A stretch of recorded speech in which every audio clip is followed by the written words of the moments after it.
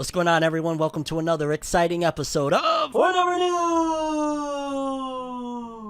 The only news source that provides anything and everything anime and manga related. And we don't bore you. We get into it. Let's do it. I must go. Must leave this house. I must go. The time is now. I must go. It's time to get out. Okay, people, before we get started, if you would hit that subscribe button and hit that bell to get notified. We drop new episodes of Forever News every Saturday, 12 p.m. EST. And throughout the week, we re-upload those segments into smaller bits for your viewing pleasure. What are you waiting for? Let's get into the news, shall we? And first story on the docket, we got a little bit of Attack on Titan news, in particular regarding Hajime Isayama, the creator of Attack on Titan, and him basically waving the white flag, so to speak, telling fans, yo, dog, chill, because in case you don't know, a lot of people following the end of the Attack on Titan manga were very upset. A lot of people did not like that ending at all. I was somewhat disappointed with the ending, but not to the extent that some of these fans, because apparently they've been very brutal when it comes to the ending of Attack on Titan and directing that energy straight away to Hajime Isayama, the author. And he recently had a message basically trying to tell fans, yo, chill, probably because he's a little bit skeptical, because I believe he's supposed to be making an in-person appearance here soon over here in the West, and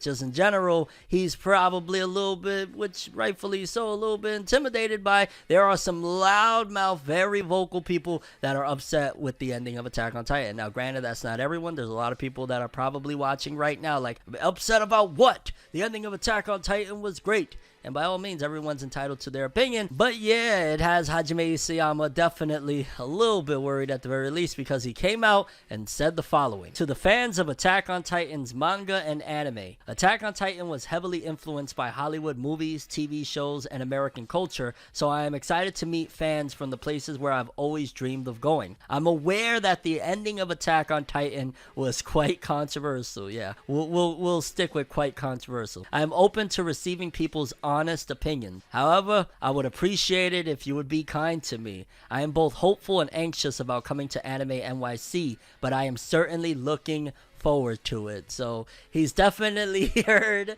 some of the noise that has been made, especially here in the West, regarding the ending of Attack on Titan. But I gotta add in this disclaimer, right? There's a somewhat small probability that the Attack on Titan anime might remedy some of the situation of what happened with the end of the manga. Now, granted, it could be verbatim, it could be straight up a one-to-one adaptation, so to speak, for the ending of Attack on Titan. And of course, there's people that say, well, I'm a manga reader only, or I only care about the manga. Why would I care whatever the anime does? And by all means, hey, that's your prerogative to feel, but nevertheless, there's a possibility that the ending of Attack on Titan's anime might make you feel a little bit better. And just in general, regardless of what, the author of Attack on Titan, Hajime Isayama, gave us years upon years of entertainment. Dog, like, yo, from 2012, I think, or late 2011, 2012, somewhere around there, I started reading Attack on Titan. Then the anime came, I believe, about like 2013-ish, and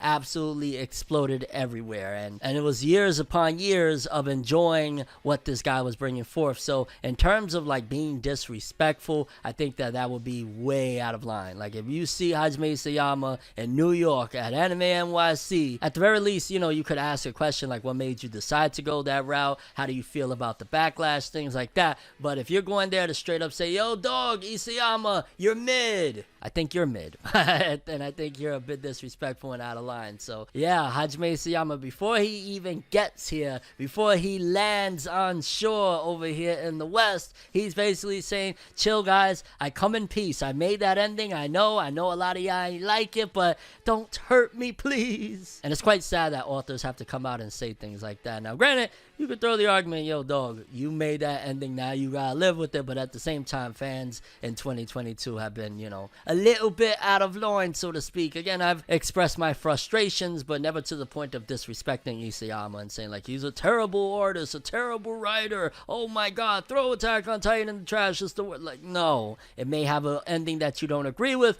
but it brought so many incredible moments. It revitalized the anime and manga industry to a certain degree. It gave Kodansha its biggest boost that it's seen in I don't know when, if probably not the biggest boost ever that Kodansha has had over here in the West. Like, Attack on Titan was so freaking incredible. Like, you cannot deny whenever you hear that first opening, you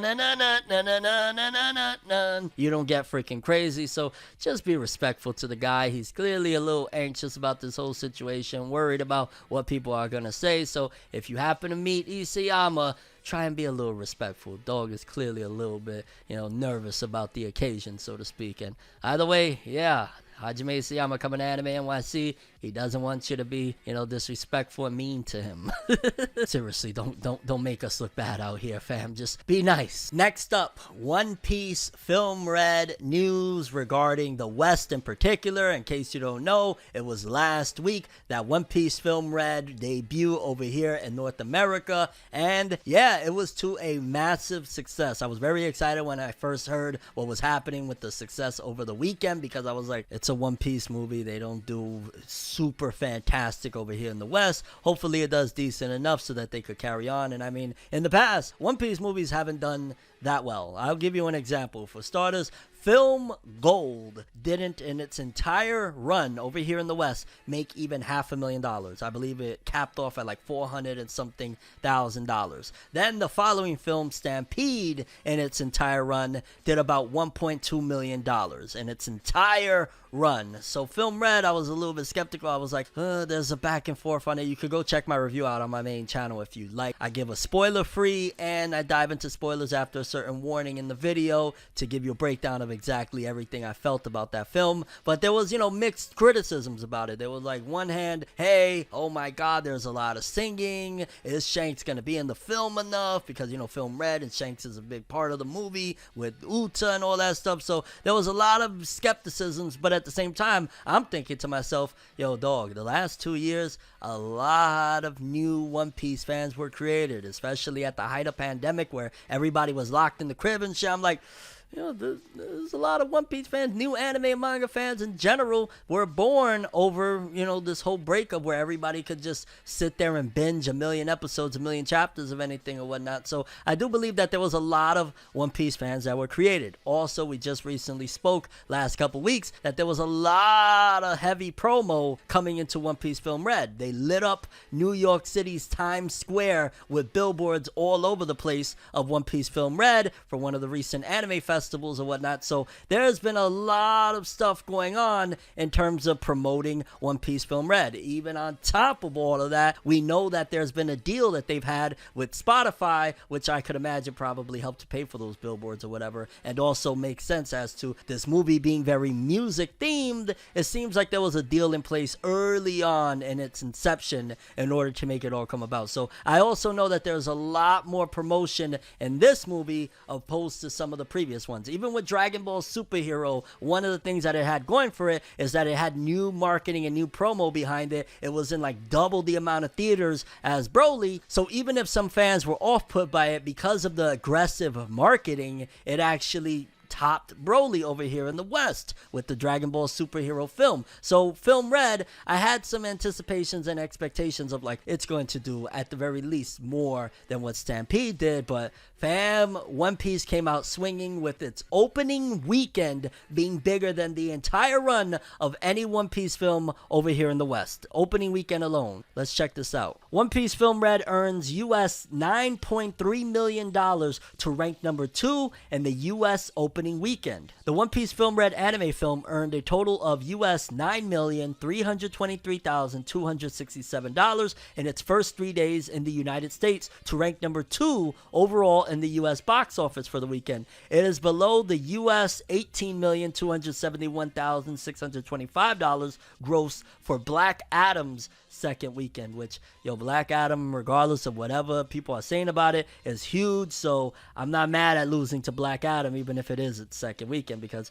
it's freaking Black Adam. The film's revised combined opening day total was US $4.8 million in 2,300 theaters. The opening day tally includes the Thursday preview screenings, which is where I went with my whole family and we watched it, and that earned $1.696 million. The opening day numbers narrowly beat out Black Adam to rank number 1 for Friday earnings only. So, hey, on Friday we beat out Black Adam when we were number 1. Gotta get you number 1 somewhere, right? Comparatively, Crunchyroll's release of Dragon Ball Super Superhero earned a combined opening day total of 10,745,000 in 3,000 locations. So this film opened up to 2,300 theaters. This one opened up to 3,000. That's 700 more theaters. And the film Dragon Ball Superhero earned 20.1 million in its opening weekend. So we did a little less than half of what Dragon Ball Superhero did with One Piece Film Red. Also, comparatively, the previous One Piece film Stampede opened in the US as an event screening in 2019 and earned a total of $1.3 million. So that's a very big difference. Crunchyroll released One Piece Film Red in the United States and Canada on Friday, and in Australia and New Zealand on Thursday. G-Kids, Odyssey, and Variety Magazine's Animation Film Festival hosted the English dub's world premiere on October 22nd, and it's doing very well in Japan still, but kind of a little loquito to say the least that One Piece Film Red did 9.3 million opening weekend when the previous films were doing nothing close. It did damn near 10 times what the previous films would do. That's a massive success, and again, I gotta state that I believe truly and wholeheartedly One Piece in the West is at its peak of popularity it's ever been. None of the films have come close to this. You see online, One Piece fans are stronger than ever. Every week it's a battle zone. Even over on my main channel when I do the polls for like what's the biggest chapter, best chapter of the week, One Piece wins every freaking time. One Piece has really taken over. It's kind of crazy to think. Granted, again, it was half of Dragon Ball, but to go from like $1 million to damn near $10 million opening weekend, or in its entire run for that matter, is still mind-boggling. Major wins. We go. We are One Piece. Yeah. Okay, so next up, I was a little bit skeptical, confused, whatever you want to call it, regarding this piece of news in particular, because I was under the impression when I first heard about this release with My Hero Academia, I thought we was all getting it. In fact, I've been looking around like, yo, when we gonna get that game again or whatnot, like what's happening here? But apparently it seems like maybe it was in some sort of limbo and not necessarily completely immediately coming over here, because according to this it says K-Lab obtains rights to My Hero Academia online games for release worldwide outside of China. It says game developer K-Labs announced on Monday that it has acquired the rights to make My Hero Academia online games for release worldwide outside of mainland China, and I'm wondering if this includes the My Hero Academia like Fortnite game. What is it? My Hero Academia Rumble. Like, is that a part of the deal, or is this just that they're going to be able to make their own games as well? Like, shout outs to K-Lab, because K-Lab are the ones behind Bleach Brave Souls, one of the best, if not the best, gacha games of any anime IP I've seen. Like, Bleach Brave Souls, still to this day, 2022, my favorite gacha game of all time, period. Like, it's phenomenal. So if they make something even remotely close to that with My Hero Academia, that will be fire. The company is planning to develop several online games that players in the franchise fans all over the world can play. K-Lab is of course known for games such as Love Live, School Idol Festival, Bleach Brave Souls, I told you, and Captain Tsubasa Dream Team. And yeah, I guess I'm just a little bit skeptical on, like, so I guess they have also licensed it, like it's not only exclusive to that Rumble game. I thought it was just going to be like they got the rights to that Rumble game and they were holding it over in China. So a little bit confusion there, but yeah, it seems as though My Hero Academia is going to get more games via K-Lab, and I hope K-Lab does it right, because K-Lab has handled Bleach Brave Souls phenomenally, especially considering the fact that Bleach didn't have a lot of things to promote it. Pretty much that game held Bleach down for years upon years. Once the manga ended, there was no anime, there was no films, there was no other games. There was really not much for Bleach except Brave Souls, so always got to give a salute to K-Lab for holding it down for the Bleach IP while things were a little uncertain, and it looks like now they're getting My Hero Academia. Hopefully they make a good game just as the same or in the ballpark as Bleach Brave Souls, because that game was fire. Next up, we have massive confirmation for a huge IP finally getting an anime. We heard whispers about it a few months back, and I'm referring to Dan Da Dan. In case you ain't hear about Dan Da Dan, this manga is absolutely insane. The creator of Dan Da Dan was once upon a time an assistant to Tatsuki Fujimoto, author of Chainsaw Man, and some of that Chainsaw Man insanity rubbed off on him, because Dan Da Dan is a huge, insanely wild ride, very successful manga at that, so it's only a matter of time, I was thinking, speaking like, yo, they're gonna bring that Dan anime eventually. And then it was, I want to say maybe a month or two back, where we were seeing whispers and rumors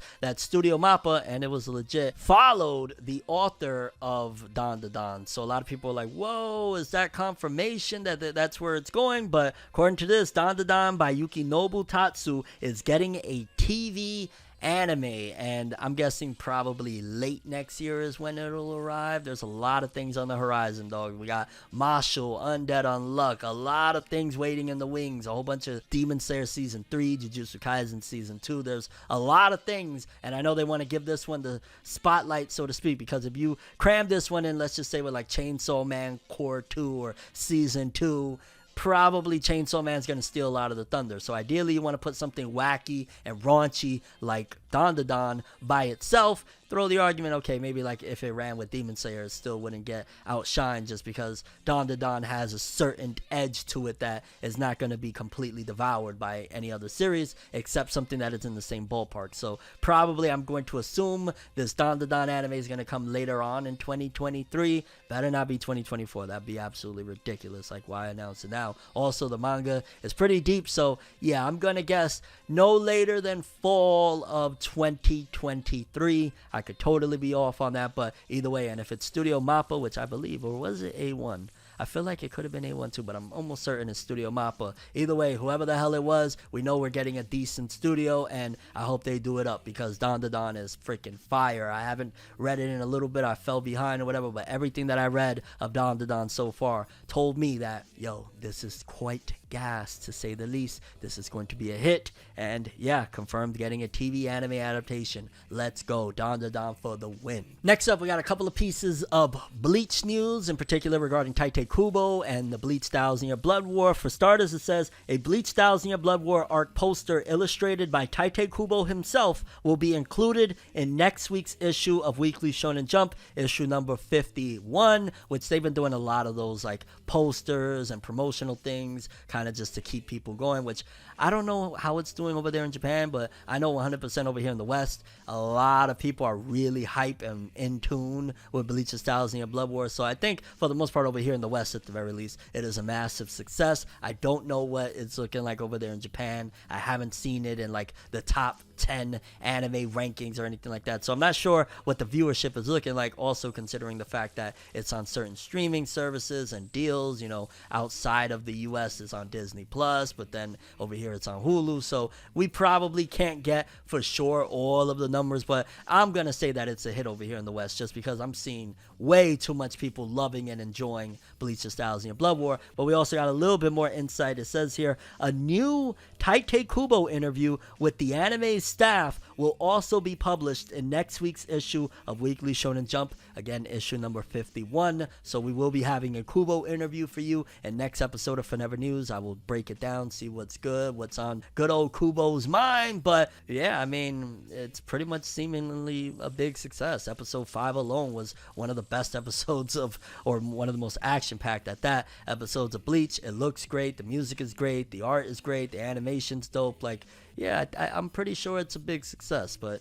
I could be off on that. Let me know what you think. Do you think that Bleach is living up to the expectations with this 1000 Year Blood War? Also, any expectations for this Tite Kubo interview? Anything you want him to spill the beans on, so to speak, or speak on just in general? I know some people, including myself, have had a couple of issues with some of the pacing, but for the most part, they're just kicking major tail, and this is one of Studio Pierrot's best outings, so to speak, with an anime adaptation. So gotta clap it up for Pierrot when they get them right. And Bleach's 1000 Year Blood War is going insane, and can't wait for this Kubo interview, see what the man himself has to say. Dude is like a rock star over there in Jump. Like, there's wholesome authors, there's smart authors, then we got like rock stars like Tite Kubo. He's a rock star. Next up, we got a bunch of Black Clover related news. For starters, we got some Black Clover anime movie news incoming. According to this, it says Black Clover's movie will be publishing its latest information next week in Weekly Shonen Jump issue issue number 51. So hopefully we get more of an idea on what this whole thing is going to be about, considering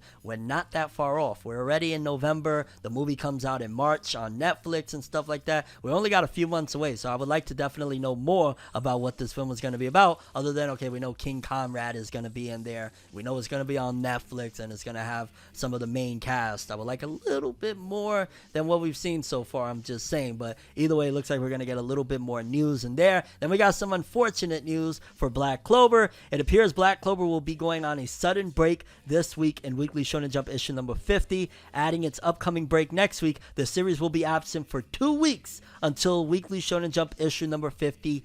So pretty much there was already a scheduled break for Black Clover, and on top of that, I believe there was somewhere else that confirmed that Tabata got sick, which everybody's been getting sick over and over again, not only there in Japan. I keep on getting sick and better, my family, people I know, friends in different places, like, yeah, so I'd imagine between his daughter getting better, coming back home, probably Tabata's ill, and honestly it's perfect for him to take that week, and then he got the next week, get a little bit of rest and, you know, just relax and shit like that. Like, the man has been going through a lot, so yeah, a couple of weeks without Black Clover, it is what it is. It's on fire right now. I'm not mad. I know he's gonna come back with a grand slam return, and considering we're in the final act anyway, let's just enjoy it for what it's worth. But yeah, new movie news incoming for Black Clover, and we also have a sudden break for 2 weeks for Black Clover's manga. But I got more, because I got a whole big piece of Tabata's mind, so to speak. The creator of Black Clover, Yuki Tabata, in one of the recent volumes, he spoke about a wide variety of different things. We're going to read everything Tabata had to say, because yeah, the man had a lot to say. Translation, volume 33, afterword from Tabata Sensei. While I've been busy, my daughter turned 3 years old.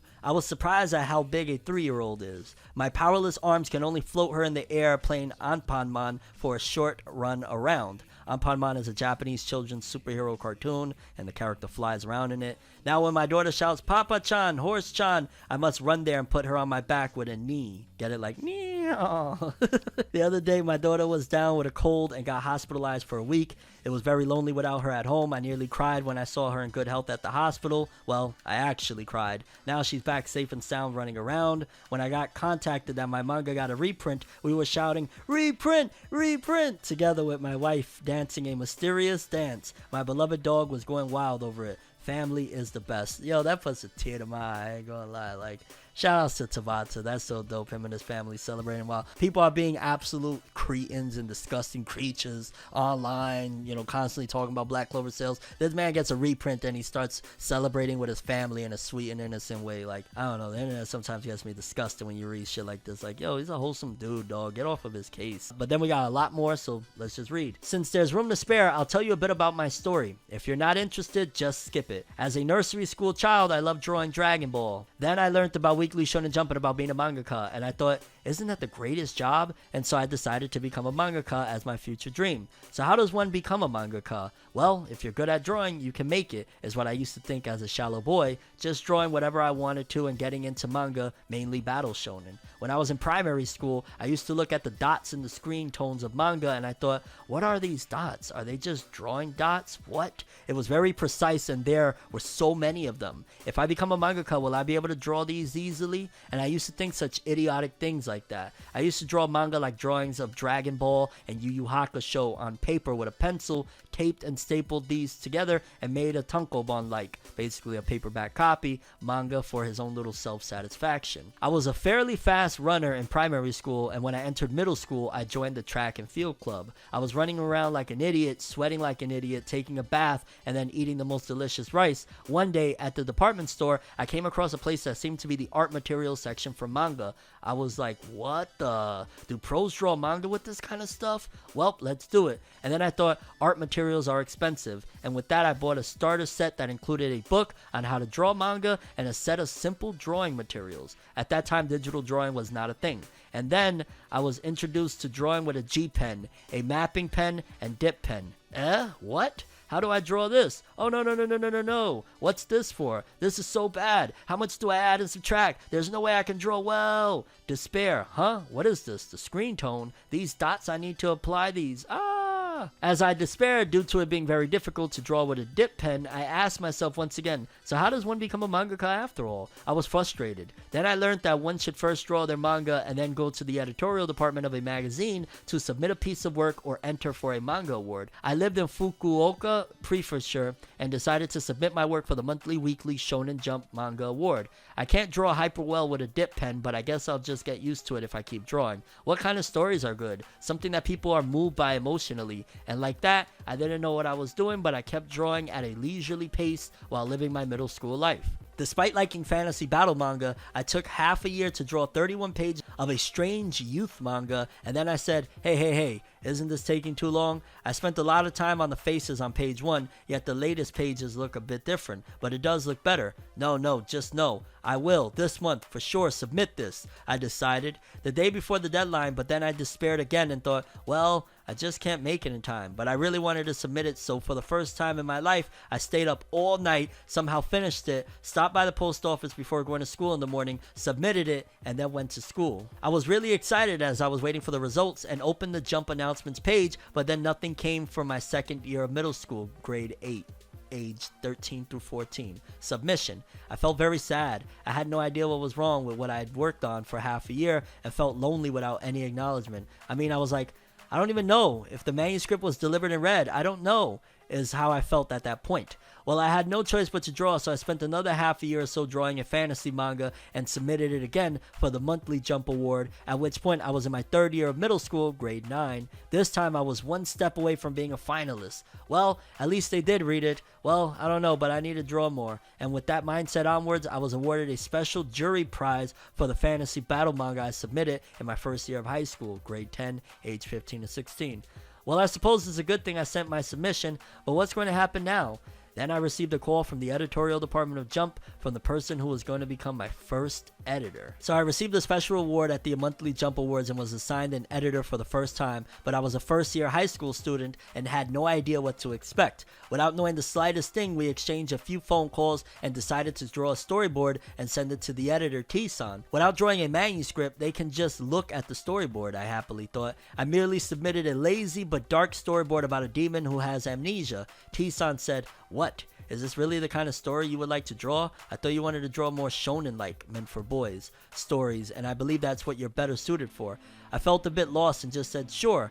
Then at some point, Tite gave me a phone call and said he'd be transferred to another department and would be replaced by his Ohai junior colleague, Isan. My first ever editor left in a flash and we've never even met. I had no idea what was going to happen. While not knowing what to expect, I was waiting for a phone call from my second editor, Isan. But no matter how long I waited while living my high school life, I never received a phone call from Isan. Oi. Tite used to contact me once a month, but now it's been half a year. What is the meaning of this? I thought without knowing anything. Since I was not sure what was going on, I decided to submit a manuscript to Jump's monthly competition again. I drew a shonen fantasy battle manga again in a lazy way and submitted it when I was a third year high school student. In the meantime, Isan still didn't contact me. I don't get anything at all anymore. This is bad, I thought. However, I wanted to become a manga artist and so didn't pursue higher education and didn't want to do another job. All I knew was I was in trouble. After graduating from high school, I became a freelancer. While doing a part-time job at motorwear service area,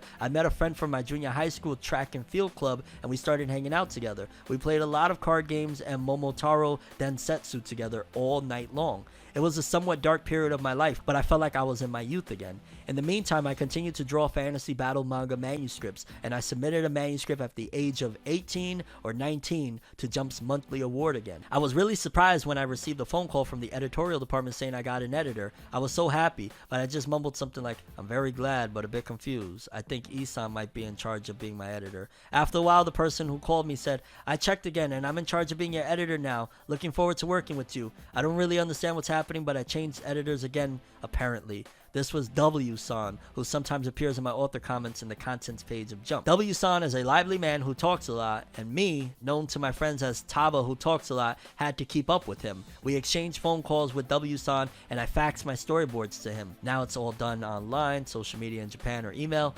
Eventually, I created a manuscript and submitted it to the Tezuka and Akatsuka Awards. At the age of 19, I received an honorable mention from the Tezuka Award. When I was younger, I used to play basketball with my friends till the evening on the outdoor basketball court in the vicinity of the industrial park. One day I got incredibly sunburnt midsummer, and the next day I went to attend the Tezuka Akatsuka award party to Tokyo. Since it was embarrassing, I took pictures of myself when it was pitch dark. It was then that I met W-san for the first time. He was tall and athletic. It seemed like he played way more basketball than I did. After that, I prepared a storyboard for a special issue of Jump that was meant for newcomers, and the story was accepted for publication. I was thinking, somehow it's going too well. And I know that was lengthy as hell, but that is fascinating that Yuki Tabata, author of Black Clover, ran for a while without an editor, and then he had to resubmit again. It was almost as if like he got lost or dropped in the shuffle of things and pretty much had to resubmit all over again, which is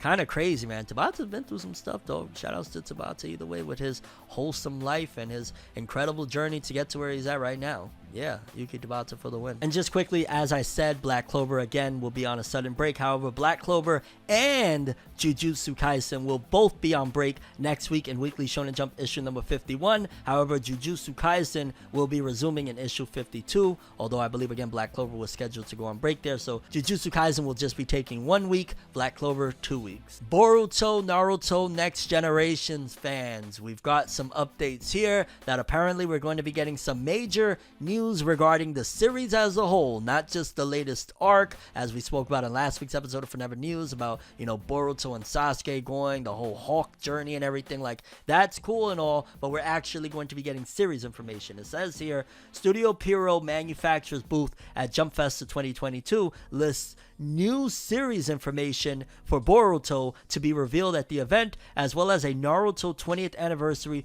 photo location corner. Now, the Naruto photo location corner, as cool as it's whatever, it's a photo thing, but on the little pamphlet it says here that there's going to be Bleach Millennium Blood Battle production materials on display. Is that some sort of like puzzle game, or I don't know what the hell Millennium Blood Battle is. Then we got an exhibition of production materials for the movie Black Clover Sword of the Magic Emperor, so we're going to be getting stuff on that. Then we'll have Naruto anime's 20th anniversary photo location corner, and then Boruto Naruto Next Generation's new series information.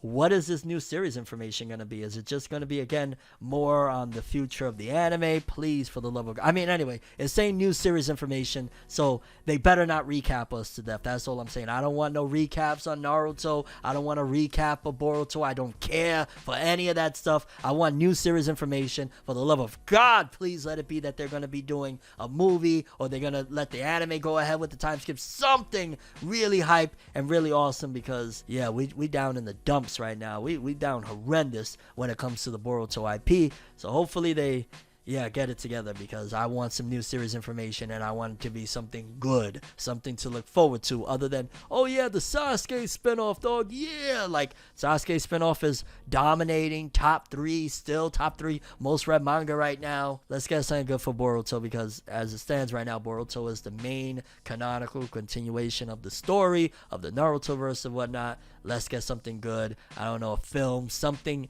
worthwhile. You know what I'm saying? Next up, very interesting update regarding the success of the Spy Family anime. In case you don't know, Spy Family anime has been a major hit. The manga, for crying out loud, has seen a tremendous growth following the anime's broadcast. But it says here, TV Tokyo president said Spy Family's second half was the highest rated TV program for July's quarter. Journalist Tadashi Sudo shared portions of his recent interview with the president of TV Tokyo on Twitter that revealed Spy Family continues to pull in high audience ratings, and its second part was best among all programs on all stations for the July 2022 season. Note that July quarter ends on October 2nd, therefore the anime's second part premiere on October 1st belongs, because I was wondering, like, wasn't there a break in between the seasons or whatever? But basically the premiere of Spy Family destroyed everything that came before it over those 3 months. That is freaking nuts. Interestingly, while the show's average rating is 1.8%, viewers who record the show and view it later, referred to as the time shift audience, is much higher. Sudo noted that this means the anime's current time slot is not ideal, since the ratings jumped to 5.8% for later viewers. The second half's premiere episode garnered a 6% time shift audience rating, a record high for TV Tokyo. The premiere's live viewer audience rating was 3%. 0.6%, so they probably need to switch it to a different time slot. But that's nuts that the premiere, October 1st premiere of Spy Family was the biggest thing in the last 3 months of that on any TV network anywhere. Like, do you understand what that means? It beat out any live action. It beat everything over there in Japan for those 3 months. And it was just that one episode that closed off the July broadcast schedule of, July, August, September, October. Like, wow. Shout outs to Spy Family. And again, that's why they're going to keep on moving with it. It sells incredibly. The anime is doing very well. It's a smash hit. Demon Slayer fans in particular of the video game Demon Slayer Kimetsu no Yaiba Hinokami Chronicles. A lot of people for a minute now have been like, yo, who's that last DLC character? In fact, my kids are going to be very happy to know, because we all play Demon Slayer Hinokami Chronicles together, that last character is indeed going to be Gyotaro, the brother of Daki from Demon Slayer Season 2. And we got a little article promotional here just showcasing what he looks like. I hope he plays good, because considering he's the last one of this Season 1 pass, and I don't know if they're going to continue to support this game with DLC moving forward, or they're going to release a Hinokami Chronicles 2. I really would like a Hinokami Chronicles 2, and ideally be able to play some of the levels and stages of, like, hey, everything that happened in Season 2 and stuff like that. Like, I would ideally like to play some of that stuff. So, and especially we got Season 3 incoming, so I don't know again if they're going to just keep on supporting it with new characters of DLC, or CyberConnect 2 is going to be like, yeah, we're going to just go with another Demon Slayer game. Or they could very well again be going with Hinokami Chronicles DLC to the end of time, because that whole rumored Boruto Naruto game that they're supposed to be, supposedly anyway, according to rumors, coming with, they might be like, yo, we could just keep on making Demon Slayer DLC for this. We don't got to make another game. And then boom, we got a Naruto game, a brand new one with all of the stuff that people love from the Boruto anime from 2021. Like, they could have all of that content. Ishiki, the freaking Kara group, like, they have a whole bunch of content. So maybe that's what they're planning. And again, considering they're calling it the Season 1 pass, I wouldn't be surprised if, oh, the Season 3 of the anime is out. Yeah, just DLC it to that game. And it's kind of a gift and a curse, because there's some kinks that need to be worked out with Hinokami Chronicles, for the fact that I hate that I'm playing with my family in 60 frames. I go online and it looks crackly in 30 frames per second. I would love a fix for that. I want to play 60 frames online as well. It's very janky and annoying to transition from, versus in the house to online. That would be nice to get fixed, or a Demon Slayer Hinokami Chronicles 2, whatever. I'm fine with whatever they go. But yeah, the final character, Gyotaro, hopefully he plays very interesting, because yeah, those DLC characters sometimes really revitalize the game. Like, I've been playing Hinokami Chronicles again a lot more after buying the DLC with Tengen and all of the characters from the brothel arc and all that stuff. Like, it's been a fun time. Trigun fans, or disappointed fans, I guess you would say, depending on how you feel about the upcoming Trigun anime. In case you don't know, there's a new Trigun anime coming by Studio Orange that is going to be a blend of mainly 3D with, like, it looks like they have 2D blended in there, but it's really a 3D anime. Some people are disappointed, some people are upset about it. Personally, I think it looks kind of cool, and I'm starting to soften up to the idea of the inevitable 3D, because that's legit inevitable of where the industry is going, and it looks high for the most part. But apparently, if you're really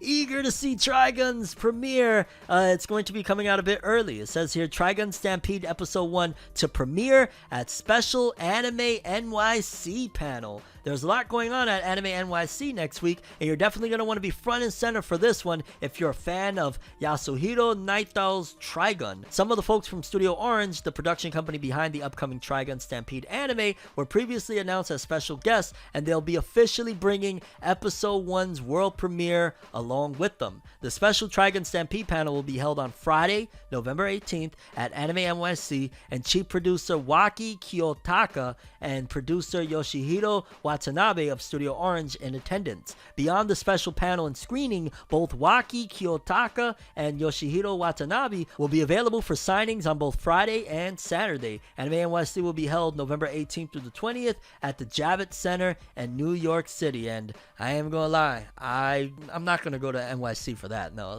Like, if I didn't go for Chainsaw Man, I'm not going for Trigun's 3D thing, but I am going to be watching this. Whenever episode 1 drops over here on streaming services, I will give it a watch, and I will give it an honest critique a legit critique. Not everybody said that it looks like trash, so that's my opinion, because a lot of people do that. Everybody said that. I ain't trying to deal with the mob. Boom, I'm gonna say that it looks like no, we don't do that over here. So go subscribe to my main channel. When Trigun comes out, I'll give you guys an honest. If it sucks, I'll tell you it sucks. If it's good, I'll tell you it's good. Bottom line. And while we're on the topic of 3D CGI, this is one that I don't think I'll be checking out, because we got a first legit trailer for the upcoming The First Slam Dunk movie. And I'm not even gonna lie, the trailer, it just doesn't look that good. I'm gonna be honest with you. Trigun, it worked well. This slam dunk thing that Toei is doing with this 3D shit, it looks like they got real happy that Dragon Ball Superheroes film did decent enough that they were like, let's also try. And the slam dunk movie just looks bad. Like this 3D, like I might maybe out of morbid curiosity give one episode a watch, but more than likely I can't. If anything, I'll go watch the old Toei anime, and even that animation doesn't really hold up, but I'll probably watch the old Toei TV anime opposed to watching this film. It just doesn't work. 3D CG doesn't work with everything, and in particular the style they chose for this one just looks shit. I'm gonna be honest with you, it looks bad. Fans of That Time I Got Reincarnated as a Slime, apparently we're getting another season for it. It says here, That Time I Got Reincarnated as a Slime TV anime gets third season. There's still 2 weeks to go until the premiere of That Time I Got Reincarnated as a Slime, the movie, Scarlet Bond in Japan, yet it's already been confirmed that more adventures with Rimuru and the Tempest Federation await in the aftermath, now that a third season of the hit TV anime is officially in the works. The announcement was made at an advanced screening of the upcoming anime film, which included the unveiling of an epic teaser visual. The visual looks cool for the most part. It looks alright. And yeah, I'll be honest with you, I tried to get into the Slime series. I think I saw like 2 episodes where he actually first gets, what was it, he gets stabbed and then turned into a slime, and there's like a giant, what is it, a sea creature? I can't remember. It was a few months back or whatnot, and it wasn't the greatest for me personally. I am going to give it another shot to see if I can get into it, but it also feels like, to a certain degree, and correct me if I'm wrong on this, for people that are massive fans of the isekai genre, has the Slime series overtaken SAO as like the big dog of isekai? I feel like I hear more about the Slime series than I hear about Sword Art Online anymore nowadays. Like, let me know, am I off on that, or has That Time I Got Reincarnated as a Slime become the new face of isekai now that Sword Art Online been going for 10 years plus? Quickly wanted to give you guys this news because I've been talking about this manga in the author comments forever, but apparently we got it official that Ranjer Reject's getting an anime. Sentai Daishikaku by Gotobun no Hanyome creator Negi Haruba is getting an anime adaptation, judging from a recent web domain, English titled Go Go Loser Ranger. I love that. I prefer that over Ranjer Reject. Let's go. Go Go Loser Ranger. That would be fire. And I think if they position this thing right and they get all of the old heads that used to watch Power Rangers and see this flip and new take on all of that stuff, I think that this could go. I'm just keeping it real. If they position this right and they reach the right audience. I have cousins that used to love Power Rangers. If they saw something like this that's actually like taking a jab and at the same time having fun with Power Rangers, I think that this could go. I'm gonna just keep it real, but either way, that's very exciting news. Let's start it off with Eden Zero's Hiro Mashima. It's sad not having Daya no Ace in the magazine anymore. Thanks for 16 years of greatness. In case you don't know, the creator of Ace of Diamond recently stopped the manga, mainly due to he was having some mental health issues and he didn't want it to affect the manga, so he ultimately, I don't know if you would say abruptly, but he definitely ended Ace of Diamond for now and said if he did return, it probably wouldn't be in the weekly capacity of like weekly releases or whatnot. But shout outs to him and shout outs for Hiro starting off the author comments that way. Then we got Ken Wakui, author of Tokyo Revengers. The first thing I'm going to do when the series ends is go on a diet and exercise. I want to lose some weight and gain some muscle. That's what's up. That's a very positive mindset, no doubt. Then we got Egoya, the editor of Blue Lock, or maybe a new editor of Blue Lock. The egoist anime Blue Lock has egotistically started airing. Whatever the heck they're trying to do there. I feel like there's some sort of joke or pun and I'm just not catching it.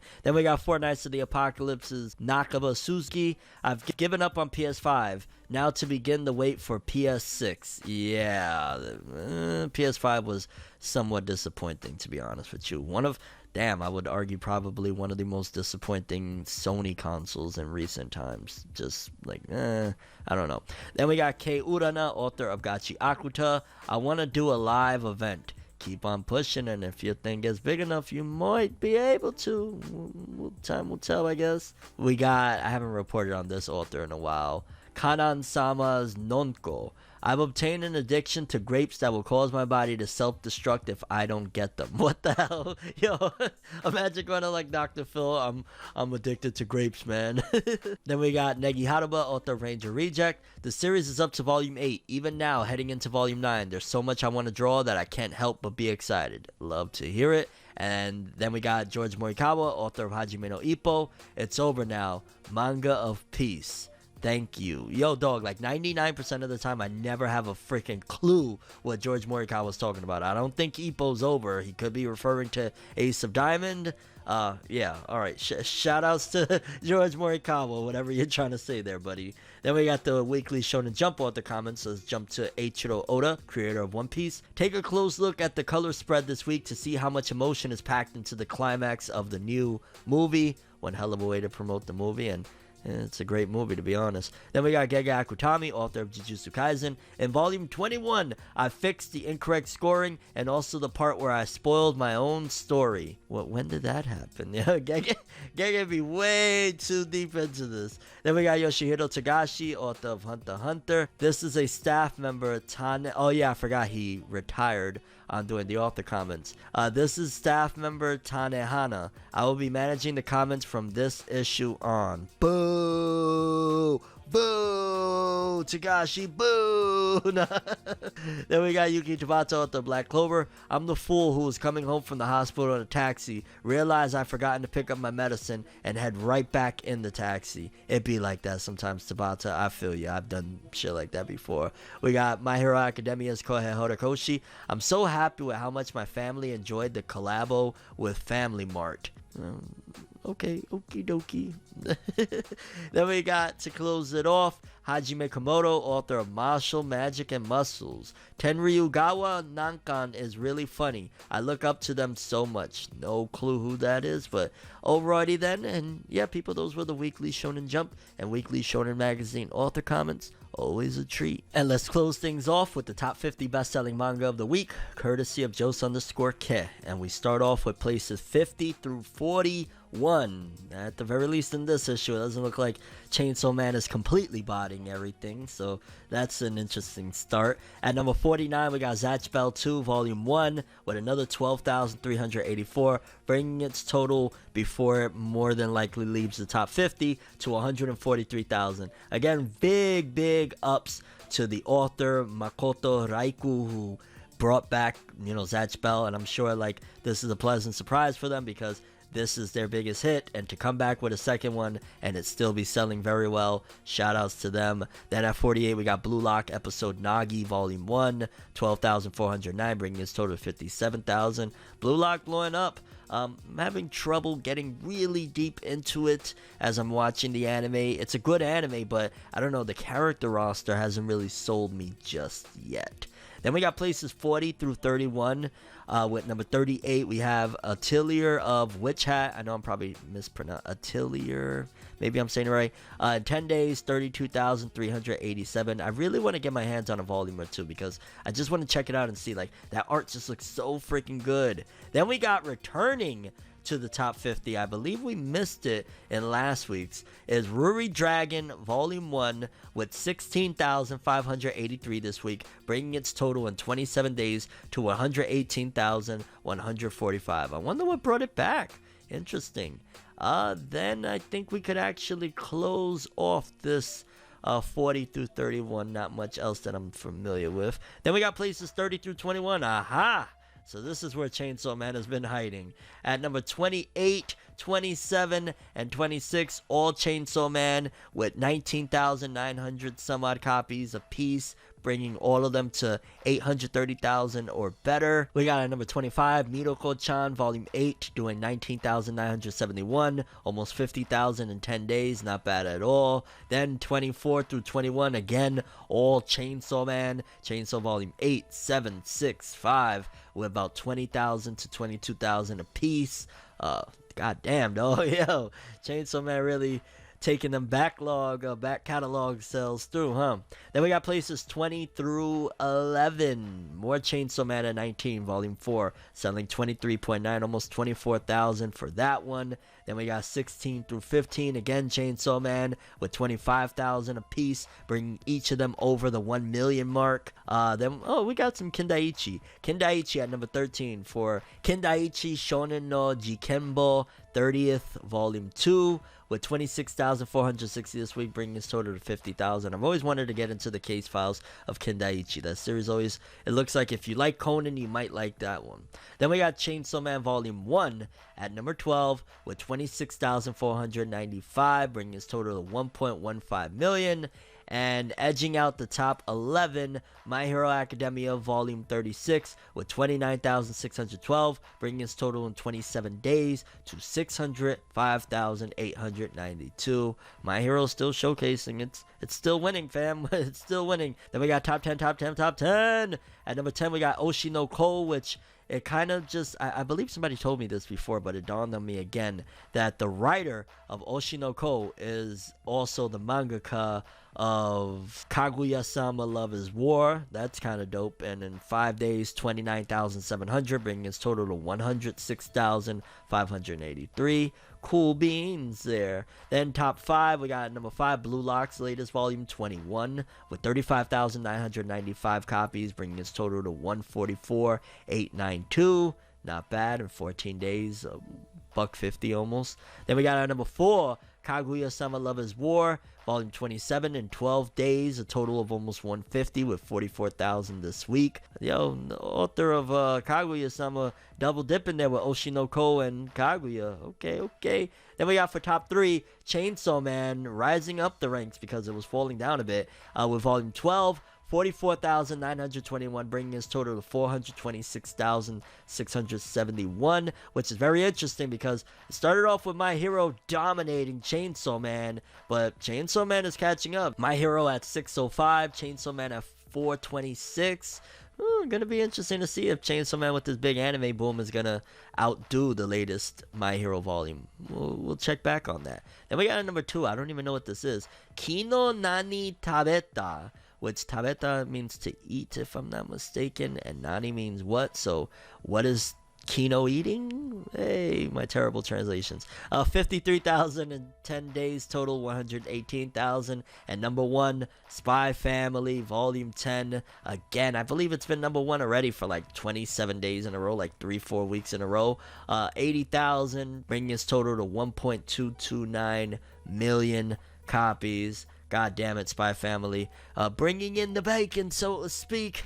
Yeah, amazing stuff. Top 50. Not a bad list at all. That's all I have for this one, though. Thanks for watching. I'm ForneverWorld, and as always, people, have an awesome day. And remember the golden rule. Anime and manga for life, boy. Have an awesome day. Peace in, and you guys just watched another episode of ForneverNews.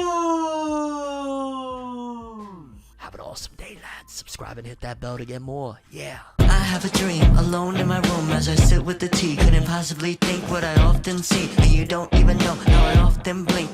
Lights be flashing and looking at me. Such an odd, unique, yet I'm so unique. And you're looking at me. If the walls could talk, they would probably read bleak. And I'd probably say, bitch, get the fuck off me.